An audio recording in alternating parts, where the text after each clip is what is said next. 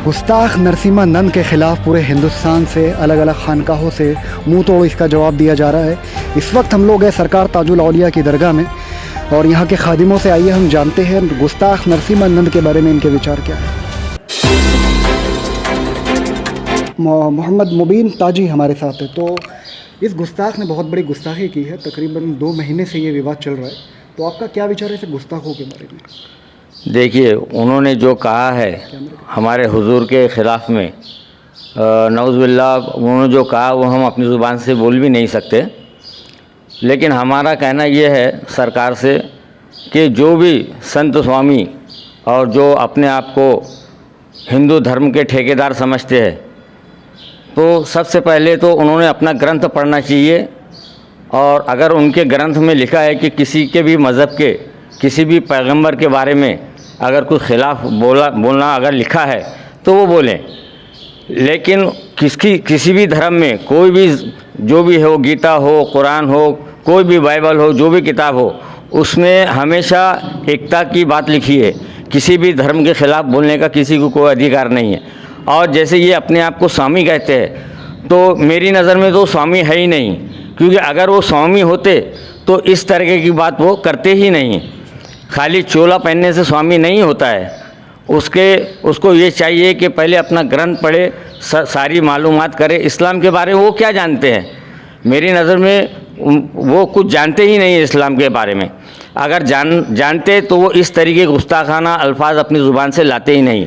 हम नरेंद्र मोदी जी से और अमित शाह जी जो मंत्री हैं, उनसे हम दरख्वास्त करेंगे कि ऐसे गुस्ताखान रसूल को कड़ी से कड़ी सज़ा दी जाए और हिंदुस्तान में अमन व अमान कायम करने के लिए आपको ये काम करना ही पड़ेगा, क्योंकि ये सिर्फ हिंदुस्तान की ही बात नहीं है। हुजूर सल्लल्लाहु अलैहि वसल्लम के मानने वाले, उन पर अपनी जान निछावर करने वाले तमाम दुनिया के अंदर में मुसलमान मौजूद है, क्योंकि ये हिंदुस्तान तक ही महदूद नहीं रहेगा। ये सारी दुनिया में इस बात का विरोध किया जा रहा है और किया जाएगा। जब तक कि उसको सज़ा नहीं मिलेगी तब तक कि हम खामोश नहीं रहेंगे। और इंशाअल्लाह जल्द और जल्द जो है वो नमरूद को सज़ा मिलेगी। अगर यहाँ आप लोग नहीं देंगे तो अल्लाह ताला देख रहा है, वो हर बात बर्दाश्त कर सकता है, लेकिन अपने नबी के ऊपर आँच नहीं आने दे सकता। हमें यकीन है कि परवरदिगार की भी मार पड़ेगी और हुकूमत हिंद की भी मार उस पर पड़ेगी। यही हम आह्वान करते हैं और तमाम मुसलमानों से हम ये अपील करते हैं कि आप ज़्यादा क्रोध ना करते हुए सिर्फ उसको सज़ा दिलाने के लिए आप विरोध करें और भाईचारा कायम रखें। जैसा अभी नए नए कानून बनते हैं, कानून में चेंजेस भी आता है, जैसे कि अभी बाबा अम्बेडकर के बारे में कोई बोल नहीं सकता क्योंकि एट्रोसिटी एक्ट है उसके लिए, लेकिन हमारे हुजूर सल्लल्लाहु अलैहि वसल्लम की शान में ये लोग सुबह शाम गुस्ताखी कर रहे हैं। तो ऐसा कोई एट्रोसिटी एक्ट जैसा कोई नया कानून बनना चाहिए?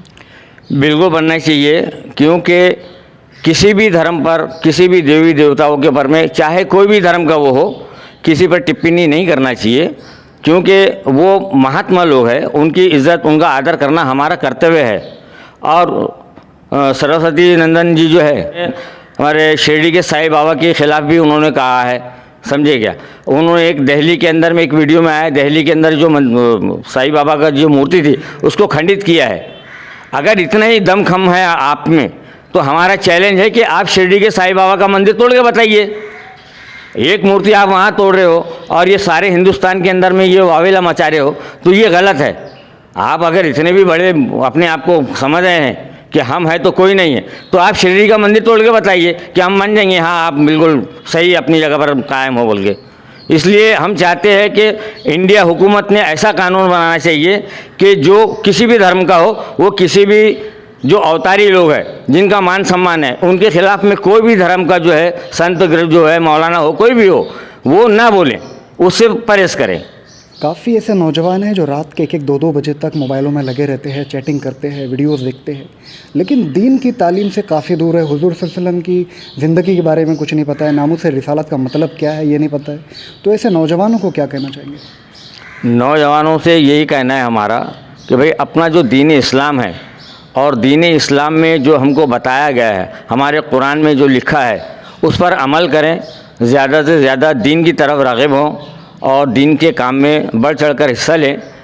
और अच्छी तालीम लेना चाहिए। ये चैटिंग फैटिंग में कुछ नहीं रखा है, समझे क्या। ये ज़्यादा वक्त अपना, अब रमज़ान शरीफ का महीना आ रहा है, इबादत का महीना है, अल्लाह ताला ने हमारे नसीबों में ये सब अच्छे अच्छे दिन मुकर्रर किया है, तो हमारा फ़र्ज़ है कि हमने उसका फ़ायदा उठाना चाहिए, रोज़े नमाज के पाबंद होना चाहिए। यही मैं नौजवानों को तालीम देना चाहता हूँ कि वो इस बात पर अमल करें। तो सरफुद्दीन ताजी, आपका क्या कहना है इसमें?